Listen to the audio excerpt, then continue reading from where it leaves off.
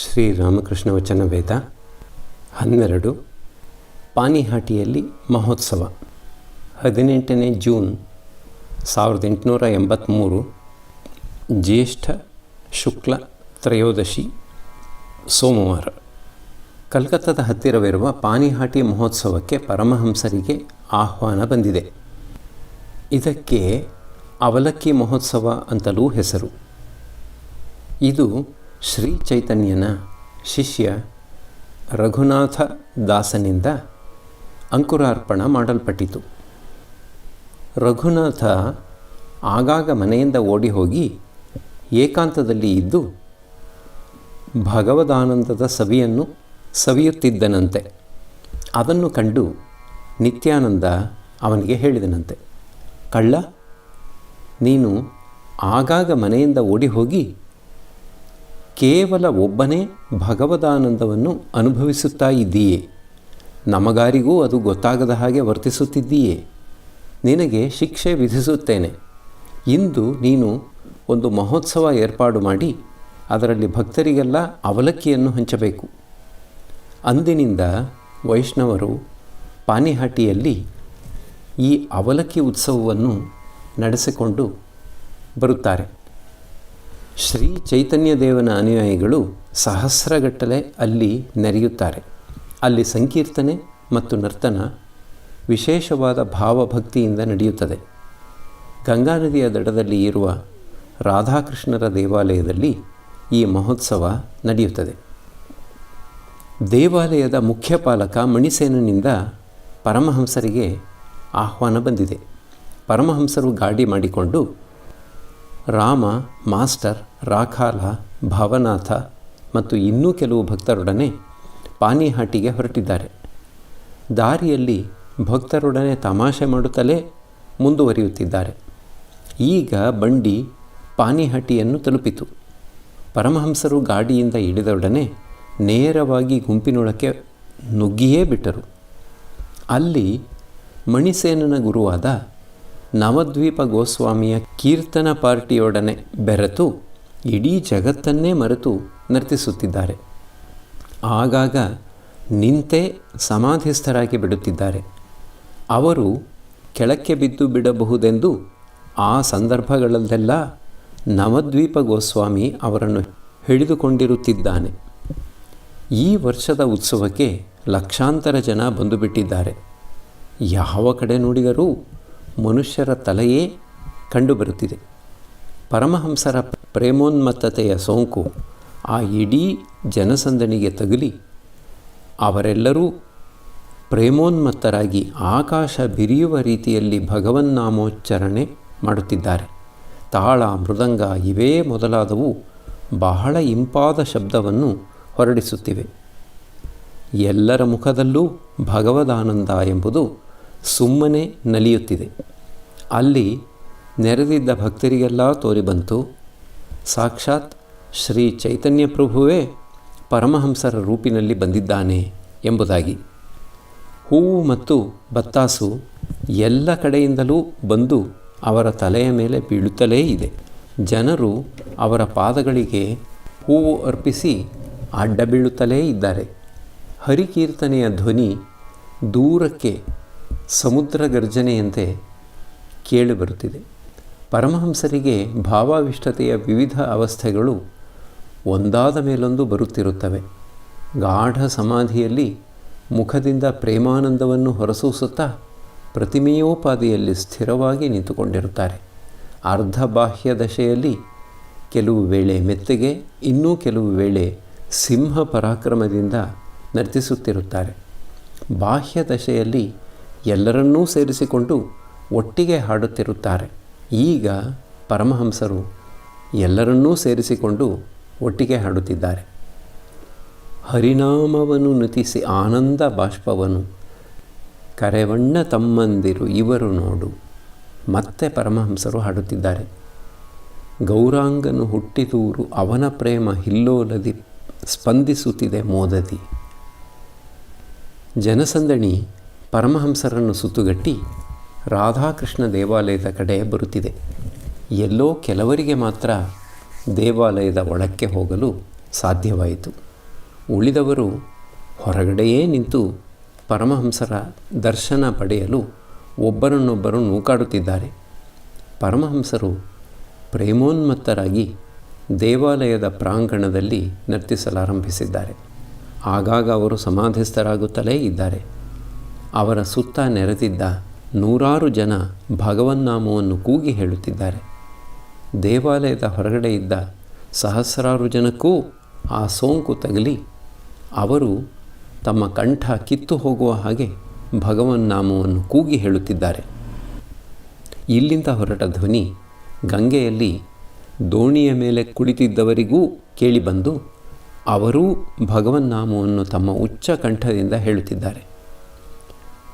ಕೀರ್ತನೆ ಮುಗಿದ ನಂತರ ಮಣಿಸೇನನು ಪರಮಹಂಸರನ್ನೂ ನವದ್ವೀಪ ಗೋಸ್ವಾಮಿಯನ್ನೂ ಒಂದು ಕೊಠಡಿಗೆ ಕರೆದುಕೊಂಡು ಹೋಗಿ ಉಪಹಾರ ಮಾಡಿಸುತ್ತಿದ್ದಾನೆ. ಅವರು ತಿಂದು ಮುಗಿಸಿದ ನಂತರ ರಾಮನಿಗೆ, ಮಾಸ್ಟರಿಗೆ ಮತ್ತು ಉಳಿದವರಿಗೂ ಭಗವತ್ ಪ್ರಸಾದ ದೊರೆಯಿತು. ಶ್ರೀರಾಮಕೃಷ್ಣರು ಭಕ್ತವತ್ಸಲರು. ಅವರು ತಾವೇ ನಿಂತು ಭಕ್ತರಿಗೆ ಉಪಚಾರ ಮಾಡುತ್ತಿದ್ದಾರೆ.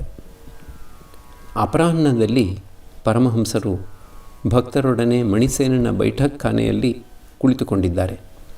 ನವದ್ವೀಪ ಗೋಸ್ವಾಮಿಯೂ ಹತ್ತಿರ ಕುಳಿತಿದ್ದಾನೆ. ಮಣಿಸೇನ ಪರಮಹಂಸರಿಗೆ ಗಾಡಿ ಬಾಡಿಗೆಯನ್ನು ತಂದುಕೊಡಲು ಇಚ್ಛಿಸಿದ. ರಾಮನೇ ಮೊದಲಾದವರನ್ನು ನಿರ್ದೇಶಿಸಿ ಪರಮಹಂಸರು ಹೇಳುತ್ತಿದ್ದಾರೆ, ಅವರು ಏಕೆ ನಿನ್ನಿಂದ ಗಾಡಿ ಬಾಡಿಗೆ ತೆಗೆದುಕೊಳ್ಳಬೇಕು? ಅವರು ಹಣ ಸಂಪಾದನೆ ಮಾಡುತ್ತಿದ್ದಾರಲ್ಲ. ಈಗ ಪರಮಹಂಸರು ನವದ್ವೀಪ ಗೋಸ್ವಾಮಿಯೊಡನೆ ಮಾತುಕತೆಯಲ್ಲಿ ತೊಡಗಿದ್ದಾರೆ. ಶ್ರೀರಾಮಕೃಷ್ಣರು, ಭಕ್ತಿ ಹಣ್ಣಾಯಿತು ಎಂದರೆ ಅದು ಭಾವವಾಗಿ ಪರಿಣಮಿಸುತ್ತದೆ. ಅನಂತರ ಮಹಾಭಾವ, ಬಳಿಕ ಪ್ರೇಮ, ಕೊನೆಗೆ ವಸ್ತುಲಾಭ, ಭಗವಂತನ ಸಾಕ್ಷಾತ್ಕಾರ.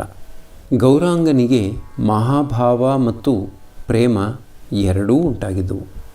ಪ್ರೇಮ ಉದಯವಾಯಿತು ಎಂದರೆ ಈ ಜಗತ್ತು ಮರೆತೇ ಹೋಗಿಬಿಡುತ್ತದೆ.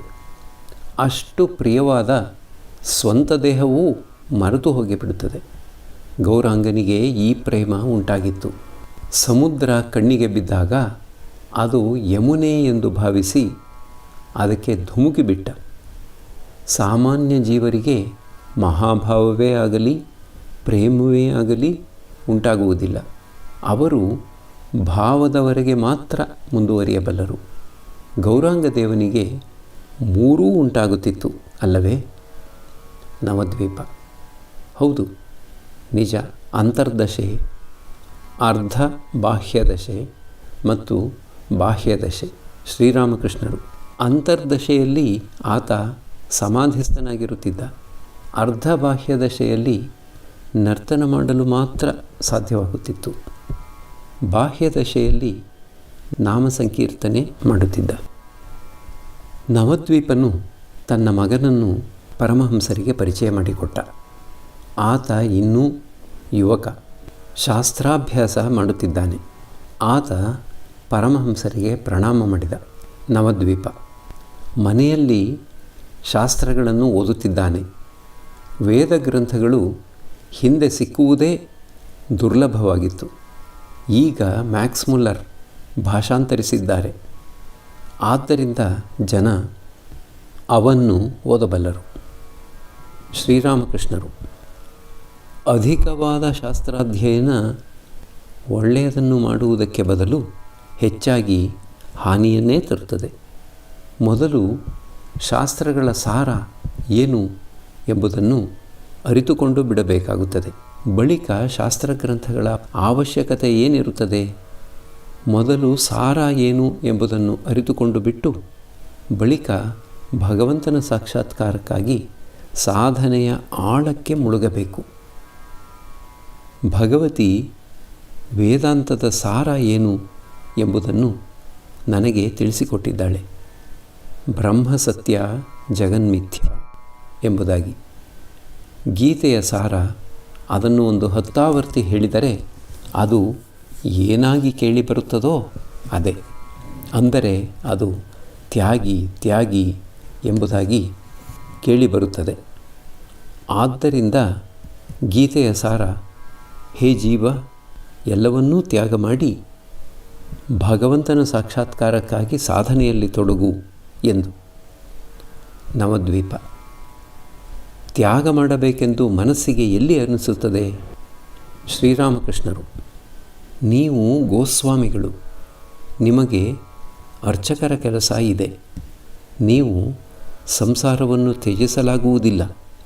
ಹಾಗೆ ಮಾಡಿದರೆ ದೇವಾಲಯಗಳಲ್ಲಿ ಭಗವಂತನ ಸೇವೆ ಹೇಗೆ ನಡೆಯಬೇಕು? ನೀವು ಮಾನಸಿಕವಾಗಿ ತ್ಯಾಗ ಮಾಡಿ. ಭಗವಂತನೇ ಲೋಕ ಕಲ್ಯಾಣಕ್ಕಾಗಿ ನಿಮ್ಮನ್ನು ಈ ಸಂಸಾರದಲ್ಲಿ ಇಟ್ಟಿದ್ದಾನೆ. ನೀನು ಎಷ್ಟೇ ಮನಸ್ಸು ಮಾಡಿದರೂ ನಿನ್ನ ಕೈಯಲ್ಲಿ ಈ ಸಂಸಾರ ತ್ಯಜಿಸಲಾಗುವುದಿಲ್ಲ. ಭಗವಂತ ನಿನಗೆ ಅಂಥ ಸ್ವಭಾವ ಕೊಟ್ಟಿದ್ದಾನೆ. ನೀನು ಸಂಸಾರ ಕಾರ್ಯಗಳನ್ನು ಮಾಡಲೇಬೇಕಾಗುತ್ತದೆ. ಕೃಷ್ಣ ಅರ್ಜುನನಿಗೆ ಹೇಳಿದ, ನೀನು ಯುದ್ಧ ಮಾಡುವುದಿಲ್ಲ ಅಂತ ಹೇಳುತ್ತಿದ್ದೀಯಲ್ಲ, ಇದೇನು ಹುಚ್ಚು? ಹಾಗೆ ಇಷ್ಟಪಟ್ಟರೂ ನೀನು ಯುದ್ಧ ಮಾಡದೇ ಇರಲಾಗುವುದಿಲ್ಲ. ನಿನ್ನ ಸ್ವಭಾವವೇ ನಿನ್ನ ಕೈಯಲ್ಲಿ ಯುದ್ಧ ಮಾಡಿಸಿಬಿಡುತ್ತದೆ. ಶ್ರೀಕೃಷ್ಣ ಅರ್ಜುನನಿಗೆ ಹೀಗೆ ಹೇಳುತ್ತಿದ್ದಾನೆ ಎಂಬುದಾಗಿ ಹೇಳುತ್ತಿದ್ದ ಹಾಗೆಯೇ ಪರಮಹಂಸರು ಸಮಾಧಿಸ್ಥರಾಗುತ್ತಿದ್ದಾರೆ. ರೆಪ್ಪೆ ಹೊಡೆಯುವುದರೊಳಗಾಗಿಯೇ ಅವರ ಶರೀರ ಸ್ಥಿರವಾಗಿ ಬಿಟ್ಟಿತು. ಕಣ್ಣು ಎವೆಯಿಕ್ಕುತ್ತಿಲ್ಲ. ಉಸಿರು ಆಡುತ್ತಿದೆಯೋ ಇಲ್ಲವೋ ಹೇಳಲಾಗುತ್ತಿಲ್ಲ. ಪರಮಹಂಸರಲ್ಲಿ ಆದ ಈ ವಿದ್ಯುದ್ವೇಗದ ಪರಿವರ್ತನೆ ನೋಡಿ ನವದ್ವೀಪ ಗೋಸ್ವಾಮಿ, ಅವನ ಮಗ ಮತ್ತು ಉಳಿದ ಭಕ್ತರು ಆಶ್ಚರ್ಯಚಕಿತರಾಗಿ ಪರಮಹಂಸರನ್ನು ನೋಡುತ್ತಿದ್ದಾರೆ. ಸ್ವಲ್ಪ ಪ್ರಕೃತಿಸ್ಥರಾಗಿ ಪರಮಹಂಸರು ನವದ್ವೀಪ ಗೋಸ್ವಾಮಿಗೆ ಹೇಳುತ್ತಿದ್ದಾರೆ, ಯೋಗ ಭೋಗ ಗೋಸ್ವಾಮಿ ವಂಶಸ್ಥನಾದ ನಿನಗೆ ಎರಡೂ ಇವೆ. ಈಗ ನೀನು ಕೇವಲ ಪ್ರಾರ್ಥನೆ ಮಾಡು, ವ್ಯಾಕುಲತೆಯಿಂದ ಪ್ರಾರ್ಥನೆ ಮಾಡು. ಹೇ ಭಗವಂತ, ನಿನ್ನ ಈ ಭುವನ ಮೋಹಿನಿಯ ಐಶ್ವರ್ಯ ನನಗೆ ಬೇಕಾಗಿಲ್ಲ. ನನಗೆ ನೀನೊಬ್ಬನೇ ಬೇಕು. ಆತನೇನೋ ನಿಶ್ಚಯವಾಗಿಯೂ ಸರ್ವಭೂತಗಳಲ್ಲಿಯೂ ಇದ್ದಾನೆ. ಹಾಗಾದರೆ ಭಕ್ತ ಅನ್ನಿಸಿಕೊಳ್ಳುವವನು ಯಾರು? ಯಾರ ಮನಸ್ಸು, ಪ್ರಾಣ, ಅಂತರಾತ್ಮ ಎಲ್ಲವೂ ಭಗವಂತನಲ್ಲಿ ಲೀನವಾಗಿ ಬಿಟ್ಟಿವೆಯೋ ಆತ. ಪರಮಹಂಸರು ಸಂಪೂರ್ಣವಾಗಿ ಪ್ರಕೃತಿಸ್ಥರಾಗಿದ್ದಾರೆ. ತಮ್ಮ ಸಮಾಧಿಯ ಸಂಬಂಧವಾಗಿ ನವದ್ವೀಪನಿಗೆ ಹೇಳುತ್ತಿದ್ದಾರೆ.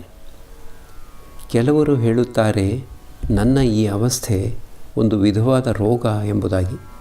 ಅವರಿಗೆ ನನ್ನ ಉತ್ತರ, ಯಾರ ಚೇತನದಿಂದ ಈ ಜಗತ್ತು ಚೇತನಮಯವಾಗಿ ಕಾಣುವುದೋ ಅಂಥವನ ಮೇಲೆ ಧ್ಯಾನ ಮಾಡಿದರೆ ಮನುಷ್ಯ ಅಚೇತನನಾಗಲು ಎಂದಿಗಾದರೂ ಸಾಧ್ಯವೇ ಎಂದು. ಮಣಿಸೇನನ್ನು ತಾನು ಆಹ್ವಾನಿಸಿದ ಬ್ರಾಹ್ಮಣರಿಗೆ, ವೈಷ್ಣವರಿಗೆ ತಕ್ಕ ಸಂಭಾವನೆಯನ್ನು ಒಪ್ಪಿಸಿ ಅವರನ್ನು ಬೀಳ್ಕೊಟ್ಟ. ಆತ ಪರಮಹಂಸರನ್ನು ಸಮೀಪಿಸಿ ಅವರಿಗೆ 5 ರೂಪಾಯಿ ಕೊಡಲು ಬಂದ. ತಾವು ದುಡ್ಡನ್ನು ಮುಟ್ಟುವ ಹಾಗಿಲ್ಲ ಎಂಬುದಾಗಿ ಪರಮಹಂಸರು ಹೇಳಿದರು. ಅವರು ಹಾಗೆ ಹೇಳಿದರೂ ಮಣಿಸೇನ ಬಿಡುತ್ತಿಲ್ಲ. ನಿನ್ನ ಗುರುವಿನ ಆಣೆಯಾಗಿಯೂ ನನ್ನನ್ನು ಬಲಾತ್ಕರಿಸಬೇಡ ಅಂದರು. ಹಾಗೆಂದರೂ ಆತ ಸುಮ್ಮನೆ ಬಿಡುತ್ತಿಲ್ಲ. ಆಗ ಅವರು ಬೇಸರಗೊಂಡು ತಾವು ಸ್ವೀಕರಿಸಬಹುದೇ ಎಂಬುದಾಗಿ ಮಾಸ್ಟರನ್ನು ಕೇಳಿದರು. ಆತ ಬಹಳವಾಗಿ ಪ್ರತಿಭಟಿಸಿ ಹೇಳಿದ, ಎಲ್ಲಾದರೂ ಉಂಟೆ?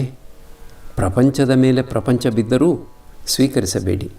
ಆಗ ಮಣಿಸೇನನ ಸ್ನೇಹಿತರು ಪರಮಹಂಸರಿಗೆ ಮಾವಿನ ಹಣ್ಣು, ಸಂದೇಶ ಕೊಂಡುಕೊಡುವಂತೆ ಹೇಳಿ ರಾಖಾಲ್ನ ಕೈಗೆ ಆ ಹಣವನ್ನು ಕೊಟ್ಟರು.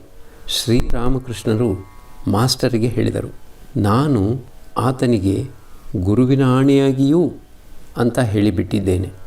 ಆದರೂ ರಾಖಾಲ ಅದನ್ನು ಸ್ವೀಕರಿಸಿದ್ದಾನೆ.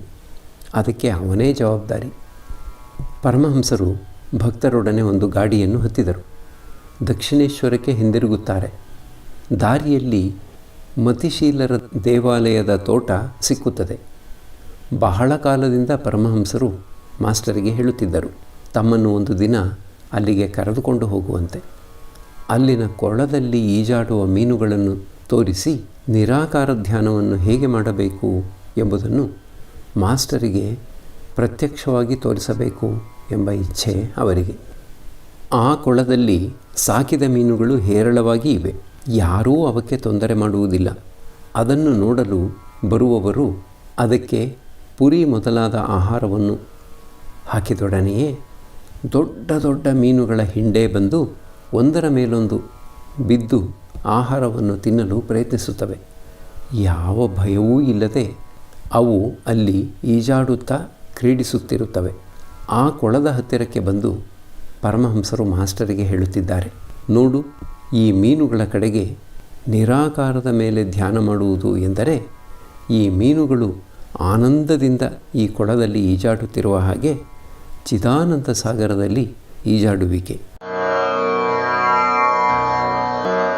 25 ಜೂನ್ 1883 ಜ್ಯೇಷ್ಠ ಕೃಷ್ಣ ಪಂಚಮಿ ಸೋಮವಾರ. ಶ್ರೀರಾಮಕೃಷ್ಣರು ಕಲ್ಕತ್ತಾದಲ್ಲಿ ಬಲರಾಮ ಬಸುವಿನ ಮನೆಗೆ ಬಂದಿದ್ದಾರೆ. ರಾಖಾಲ ಮಾಸ್ಟರ್ ಹತ್ತಿರ ಕುಳಿತಿದ್ದಾರೆ. ಪರಮಹಂಸರು ಭಾವಾವಿಷ್ಟರಾಗಿದ್ದಾರೆ. ಆ ಅವಸ್ಥೆಯಲ್ಲಿಯೇ ಭಕ್ತರೊಡನೆ ಮಾತನಾಡುತ್ತಿದ್ದಾರೆ. ಶ್ರೀರಾಮಕೃಷ್ಣರು, ನೋಡಿ, ಹೃತ್ಪೂರ್ವಕವಾಗಿ ಪ್ರಾರ್ಥನೆ ಮಾಡಿದರೆ ಸ್ವಸ್ವರೂಪ ದರ್ಶನ ಪಡೆಯಬಹುದು. ಆದರೆ ಈ ಪ್ರಾಪಂಚಿಕ ವಸ್ತುಗಳ ಮೇಲಿನ ಭೋಗಾಸಕ್ತಿ ಎಷ್ಟು ಪ್ರಮಾಣದಲ್ಲಿ ಸಾಧಕನಲ್ಲಿ ಇರುವುದೋ ಅದಕ್ಕನುಗುಣವಾಗಿ ಆತನಿಗೆ ಸ್ವಸ್ವರೂಪ ದರ್ಶನ ತಡವಾಗುತ್ತದೆ. ಮಾಸ್ಟರ್, ಹೌದು, ನೀವು ಯಾವಾಗಲೂ ಹೇಳುತ್ತೀರಲ್ಲ, ಸಾಧನೆಯಲ್ಲಿ ಮುಳುಗಬೇಕು ಅಂತ. ಶ್ರೀರಾಮಕೃಷ್ಣರು, ಹೌದು, ಹಾಗೆಯೇ ಮಾಡಬೇಕು. ನೋಡು, ಎಲ್ಲರಿಗೂ ಆತ್ಮ ಸಾಕ್ಷಾತ್ಕಾರ ಸಾಧ್ಯ. ಮಾಸ್ಟರ್, ಅದು ನಿಜ. ಆದರೆ ಭಗವಂತ ಕರ್ತ. ಜೀವಿಗಳ ಯೋಗ್ಯತೆಗನುಸಾರ ಆತ ವಿವಿಧ ಜೀವಿಗಳಲ್ಲಿ ವಿವಿಧ ರೀತಿಯಾಗಿ ವ್ಯಕ್ತವಾಗಿದ್ದಾನೆ. ಕೆಲವರಿಗೆ ಆತ್ಮಜಾಗೃತಿಯನ್ನು ಉಂಟುಮಾಡಿಬಿಡುತ್ತಾನೆ, ಇನ್ನು ಕೆಲವರನ್ನು ಅಜ್ಞಾನದಲ್ಲಿಡುತ್ತಾನೆ. ಶ್ರೀರಾಮಕೃಷ್ಣರು, ಇಲ್ಲ, ಅದು ಹಾಗಲ್ಲ. ವ್ಯಾಕುಲ ಚಿತ್ತದಿಂದ ಆತನಿಗೆ ಪ್ರಾರ್ಥನೆ ಮಾಡಬೇಕು. ಹೃತ್ಪೂರ್ವಕ ಪ್ರಾರ್ಥನೆಗೆ ಆತ ಕಿವಿಗೊಟ್ಟೇ ಕೊಡುತ್ತಾನೆ. ಒಬ್ಬ ಭಕ್ತ, ಅದು ಸರಿ, ನಮ್ಮಲ್ಲಿ ಅಹಂ ಎಂಬುದು ಇರುವುದರಿಂದ ಪ್ರಾರ್ಥನೆ ಮಾಡಬೇಕಾಗುತ್ತದೆ.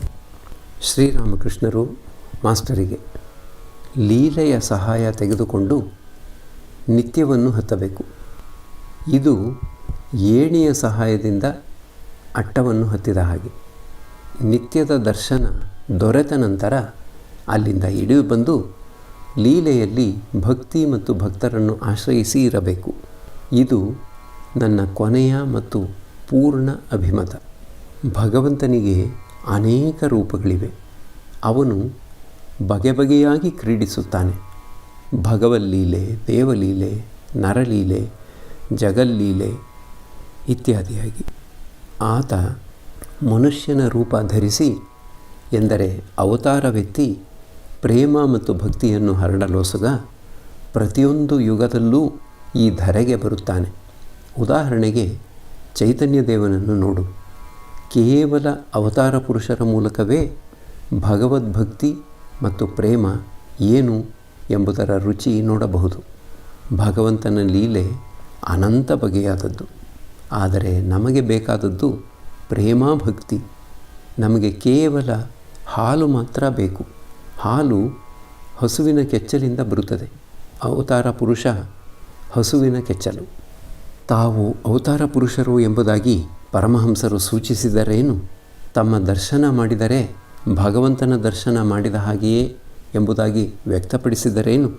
ಚೈತನ್ಯ ದೇವನ ಸಂಬಂಧವಾಗಿ ಹೇಳಿ ತಮ್ಮ ಸಂಬಂಧವಾಗಿ ರಹಸ್ಯ ಬಿಟ್ಟುಕೊಟ್ಟರೇನು? 1886 ಇಸವಿಯ ಜೂನ್ ತಿಂಗಳ ಒಂದು ಸೆಕೆಯ ದಿನ ಪರಮಹಂಸರು ದಕ್ಷಿಣೇಶ್ವರದಲ್ಲಿ ಶಿವ ದೇವಾಲಯಗಳ ಹಂತಗಳ ಮೇಲೆ ಕುಳಿತಿದ್ದಾರೆ. ಇನ್ನೇನು ಸಾಯಂಕಾಲವಾಗುವುದರಲ್ಲಿದೆ. ಮಾಸ್ಟರ್ ಐಸ್ ಮೊದಲಾದವನ್ನು ತೆಗೆದುಕೊಂಡು ಬಂದು ಪರಮಹಂಸರಿಗೆ ಪ್ರಣಾಮ ಮಾಡಿ ಅವರ ಹತ್ತಿರ ಕುಳಿತಿದ್ದಾನೆ. ಶ್ರೀರಾಮಕೃಷ್ಣರು ಮಾಸ್ಟರಿಗೆ, ಮಣಿಮಲ್ಲಿಕನ ಮೊಮ್ಮಗಳ ಗಂಡ ಇಲ್ಲಿಗೆ ಬಂದಿದ್ದ. ಆತ ಒಂದು ಪುಸ್ತಕದಲ್ಲಿ ಓದಿದನಂತೆ, ಭಗವಂತನನ್ನು ಬುದ್ಧಿವಂತ, ಸರ್ವಜ್ಞ ಅಂತ ಹೇಳಲಾಗುವುದಿಲ್ಲ. ಅದು ಹಾಗಿದ್ದ ಪಕ್ಷದಲ್ಲಿ ಈ ಜಗತ್ತಿನಲ್ಲೇಕೆ ಇಷ್ಟೊಂದು ದುಃಖ, ಕಷ್ಟ? ಜೀವಿಗಳಿಗೆ ಮೃತ್ಯು ಉಂಟಾಗುತ್ತಿದೆಯಲ್ಲ, ಒಂದು ಕ್ಷಣಕ್ಕೆ ಸಾಯುವ ಹಾಗೆ ಮಾಡದೆ ಚಿತ್ರಹಿಂಸೆಗೆ ಒಳಪಡಿಸಿ ಏಕೆ ಅವನ್ನು ಸಾಯಿಸಬೇಕು? ಮತ್ತೆ ಗ್ರಂಥಕರ್ತ ಬರೆದಿದ್ದಾನಂತೆ, ತಾನು ಸೃಷ್ಟಿಕರ್ತನಾಗಿದ್ದರೆ ಇದಕ್ಕಿಂತಲೂ ಮೇಲಾದ ಜಗತ್ತನ್ನು ಸೃಷ್ಟಿಸಿಬಿಡುತ್ತಿದ್ದೆ ಎಂಬುದಾಗಿ. ಮಾಸ್ಟರ್ ಬಾಯಿ ತೆರೆದುಕೊಂಡು ಈ ಮಾತುಗಳನ್ನೆಲ್ಲ ಕೇಳಿ ಯಾವ ಟೀಕೆಯನ್ನೂ ಮಾಡದೆ ಸುಮ್ಮನೆ ಕುಳಿತಿದ್ದಾನೆ. ಶ್ರೀರಾಮಕೃಷ್ಣರು ಮಾಸ್ಟರಿಗೆ ಭಗವಂತನ ಸಂಬಂಧವಾಗಿ ಏಕೆ ಹೀಗೆ ಎಂಬುದನ್ನು ಅರಿಯಲು ಸಾಧ್ಯವಾಗುವುದೇ? ನಾನೂ ಕೆಲವು ವೇಳೆ ಆತ ಒಳ್ಳೆಯವ ಅಂತ ಭಾವಿಸುತ್ತೇನೆ, ಇನ್ನು ಕೆಲವು ವೇಳೆ ಕೆಟ್ಟವ ಅಂತ ಭಾವಿಸುತ್ತೇನೆ. ಆತ ನಮ್ಮನ್ನು ತನ್ನ ಮಾಯೆಯಿಂದ ಮುಗ್ಧಗೊಳಿಸಿ ಇಟ್ಟಿದ್ದಾನೆ. ಕೆಲವು ವೇಳೆ ನಮ್ಮನ್ನು ಎಚ್ಚರಗೊಳಿಸುತ್ತಾನೆ, ಇನ್ನು ಕೆಲವು ವೇಳೆ ನಮಗೆ ಮರೆವು ತರುತ್ತಾನೆ. ಈ ನಿಮಿಷ ಅಜ್ಞಾನ ಒಮ್ಮೆಗೇ ಹೊರಟು ಹೋಗುತ್ತದೆ, ಮರು ನಿಮಿಷ ಮತ್ತೆ ಬಂದು ಮುಚ್ಚಿಕೊಳ್ಳುತ್ತದೆ.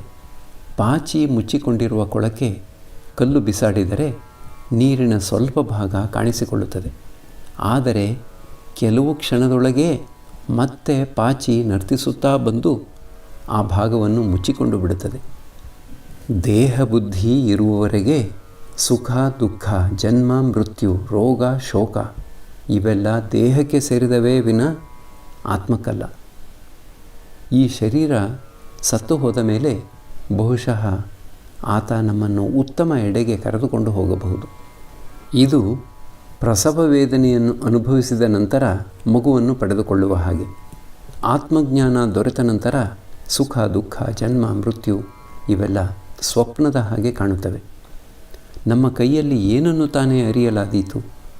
ಒಂದು ಸೇರಿನ ಪಾತ್ರೆಗೆ 10 ಸೇರು ಹಾಲು ಹಿಡಿಸುವುದೇ? ಉಪ್ಪಿನ ಗೊಂಬೆಯೇನಾದರೂ ಸಮುದ್ರದ ಆಳ ಕಂಡುಹಿಡಿಯಲು ಪ್ರಯತ್ನಿಸಿದರೆ ಅದು ಹಿಂದಿರುಗಿ ಬಂದು ಸಮಾಚಾರ ಕೊಡಲಾರದು. ಅದು ನೀರಿನಲ್ಲಿ ಕರಗಿ ಬೆರೆತು ಹೋಗಿ ಬಿಡುತ್ತದೆ. ಮುಸ್ಸಂಜೆಯಾಗಿದೆ. ದೇವಾಲಯಗಳಲ್ಲಿ ಸಾಯಂ ಮಂಗಳಾರತಿ ಆರಂಭವಾಯಿತು. ಪರಮಹಂಸರು ತಮ್ಮ ಚಿಕ್ಕ ಮಂಚದ ಮೇಲೆ ಕುಳಿತು ಜಗನ್ಮಾತೆಯ ಧ್ಯಾನ ಮಾಡುತ್ತಿದ್ದಾರೆ. ಅನೇಕ ಮಂದಿ ಭಕ್ತರೂ ನೆಲದ ಮೇಲೆ ಕುಳಿತಿದ್ದಾರೆ. ಮಾಸ್ಟರ್ ಇಂದಿನ ರಾತ್ರಿಯನ್ನು ಇಲ್ಲೇ ಕಳೆಯುತ್ತಾನೆ. ಸ್ವಲ್ಪ ಹೊತ್ತಾದ ನಂತರ ಪರಮಹಂಸರು ತಮ್ಮ ಕೊಠಡಿಯ ಉತ್ತರ ದಿಕ್ಕಿನ ವರಾಂಡಕ್ಕೆ ಹೋಗಿ ಏಕಾಂತವಾಗಿ ಒಬ್ಬ ಭಕ್ತನೊಡನೆ ಮಾತನಾಡಲಾರಂಭಿಸಿದ್ದಾರೆ. ಅವರು ಆತನಿಗೆ ಹೇಳುತ್ತಿದ್ದಾರೆ, ಬೆಳಗಿನ ಜಾವ ಮತ್ತು ಪ್ರಾತಃ ಕಾಲ ಧ್ಯಾನ ಮಾಡುವುದು ಒಳ್ಳೆಯದು. ದಿನವೂ ಮುಸ್ಸಂಜೆಯಾದ ಮೇಲೆ ಧ್ಯಾನ ಮಾಡುವುದೂ ಒಳ್ಳೆಯದೇ. ಸಾಕಾರ ಧ್ಯಾನ, ನಿರಾಕಾರ ಧ್ಯಾನ ಇವನ್ನೆಲ್ಲ ಹೇಗೆ ಮಾಡಬೇಕು ಎಂಬುದಾಗಿ ಆತನಿಗೆ ಉಪದೇಶವೀಯುತ್ತಿದ್ದಾರೆ. ಸ್ವಲ್ಪ ಹೊತ್ತಾದ ನಂತರ ಪರಮಹಂಸರು ತಮ್ಮ ಕೊಠಡಿಯ ಪಶ್ಚಿಮ ದಿಕ್ಕಿನಲ್ಲಿರುವ ಅರ್ಧಚಂದ್ರಾಕೃತಿಯ ವರಾಂಡದಲ್ಲಿ ಕುಳಿತುಕೊಂಡಿದ್ದಾರೆ. ಗಂಟೆ ರಾತ್ರಿ 9. ಶ್ರೀರಾಮಕೃಷ್ಣರು, ನೋಡು, ಯಾರು ಇಲ್ಲಿಗೆ ಬರುವರೋ ಅವರ ಸಂದೇಹವೆಲ್ಲ ಸಂಪೂರ್ಣವಾಗಿ ನಿವೃತ್ತಿಯಾಗಿ ಹೋಗಿಬಿಡುತ್ತದೆ. ನಿನಗೇನನ್ನಿಸುತ್ತದೆ? ಮಾಸ್ಟರ್, ಅದು ನಿಜ. ದಡದಿಂದ ಬಹಳ ದೂರದಲ್ಲಿ ಗಂಗಾ ನದಿಯ ಮೇಲೆ ಒಂದು ದೋಣಿ ಹೋಗುತ್ತಿತ್ತು. ಅಂಬಿಗ ಅದರಲ್ಲಿ ಹಾಡಲು ಶುರು ಮಾಡಿದ. ಆತನ ಧ್ವನಿ ಗಂಗಾ ನದಿಯ ಮೇಲೆ ತೇಲಿ ಬಂದು ಪರಮಹಂಸರ ಕಿವಿಯನ್ನು ಮುಟ್ಟಿತು. ಅವರು ಒಡನೆ ಭಾವಾವಿಷ್ಟರಾಗಿ ಬಿಟ್ಟರು. ಅವರಿಗೆ ರೋಮಾಂಚನವಾಗಿದೆ. ಅವರು ಮಾಸ್ಟರಿಗೆ ಹೇಳುತ್ತಿದ್ದಾರೆ, ನನ್ನ ಮೈ ಮುಟ್ಟಿ ನೋಡು. ಪರಮಹಂಸರಿಗೆ ರೋಮಾಂಚನವಾಗುವುದನ್ನು ನೋಡಿ ಮಾಸ್ಟರ್ ಆಶ್ಚರ್ಯಚಕಿತನಾದ. ಆತ ಭಾವಿಸಿದ, ಬ್ರಹ್ಮ ಈ ವಿಶ್ವದಲ್ಲಿ ಆಕಾಶದಲ್ಲಿ ಓತಪ್ರೋತನಾಗಿದ್ದಾನೆ ಎಂಬುದಾಗಿ ಉಪನಿಷತ್ತು ಹೇಳುತ್ತಿದೆ. ಆತನೇ ಶಬ್ದರೂಪದಲ್ಲಿ ಪರಮಹಂಸರ ಕಿವಿಯನ್ನು ಹೊಕ್ಕನೇನು? ಶಬ್ದಬ್ರಹ್ಮ ಎಂಬುದು ಇದೇ ಏನು? ಸ್ವಲ್ಪ ಹೊತ್ತಾದ ನಂತರ ಪರಮಹಂಸರು ಮತ್ತೆ ಮಾತನಾಡಲು ಶುರು ಮಾಡಿದ್ದಾರೆ. ಶ್ರೀರಾಮಕೃಷ್ಣರು, ಯಾರು ಇಲ್ಲಿಗೆ ಬರುತ್ತಾರೋ ಅವರು ಒಳ್ಳೆಯ ಸಂಸ್ಕಾರಗಳಿಂದ ಜನ್ಮವೆತ್ತಿರಬೇಕು ಅಲ್ಲವೇ? ಮಾಸ್ಟರ್, ಹೌದು, ನಿಜ. ಶ್ರೀರಾಮಕೃಷ್ಣರು, ಅಧರಸೇನನಿಗೆ ಒಳ್ಳೆಯ ಸಂಸ್ಕಾರವಿರಬೇಕು. ಮಾಸ್ಟರ್, ಹಾಗೆಂದು ಹೇಳಲೇಬೇಕಾಗಿಲ್ಲ. ಶ್ರೀರಾಮಕೃಷ್ಣರು, ಸರಳತೆ ಇದ್ದರೆ ಭಗವಂತನ ಸಾಕ್ಷಾತ್ಕಾರ ಬೇಗ ದೊರೆತು ಬಿಡುತ್ತದೆ. 2 ಮಾರ್ಗಗಳಿವೆ, ಸನ್ಮಾರ್ಗ, ಅಸನ್ಮಾರ್ಗ. ಸನ್ಮಾರ್ಗದಲ್ಲಿ ಮುಂದುವರಿಯಬೇಕು. ಮಾಸ್ಟರ್, ಅದು ಸರಿ, ದಾರಕ್ಕೆ 1 ಎಳೆ ಅಂಟಿಕೊಂಡಿದ್ದರೂ ಅದನ್ನು ಸೂಜಿಗೆ ಪೋಣಿಸಲಾಗುವುದಿಲ್ಲ. ಶ್ರೀರಾಮಕೃಷ್ಣರು, ಬಾಯಿಗೆ ಹಾಕಿಕೊಂಡಿರುವ ತುತ್ತಿನಲ್ಲಿ ಕೂದಲು ಏನಾದರೂ ಸಿಕ್ಕಿಕೊಂಡಿತೋ ಎಂದರೆ ಇಡೀ ತುತ್ತನ್ನು ಉಗುಳಿ ಬಿಡಬೇಕಾಗುತ್ತದೆ. ಮಾಸ್ಟರ್, ಆದರೆ ನೀವು ಹೇಳುತ್ತೀರಿ, ಯಾರಿಗೆ ಭಗವಂತನ ದರ್ಶನ ಆಗಿದೆಯೋ ಆತನನ್ನು ಕೆಟ್ಟ ಸಹವಾಸ ಏನೂ ಮಾಡಲಾರದು. ತಾನೇ ತಾನಾಗಿ ಉರಿಯುತ್ತಿರುವ ಬೆಂಕಿ ಬಾಳೆಗಿಡವನ್ನೂ ಸುಟ್ಟು ಬಿಡಬಲ್ಲದು.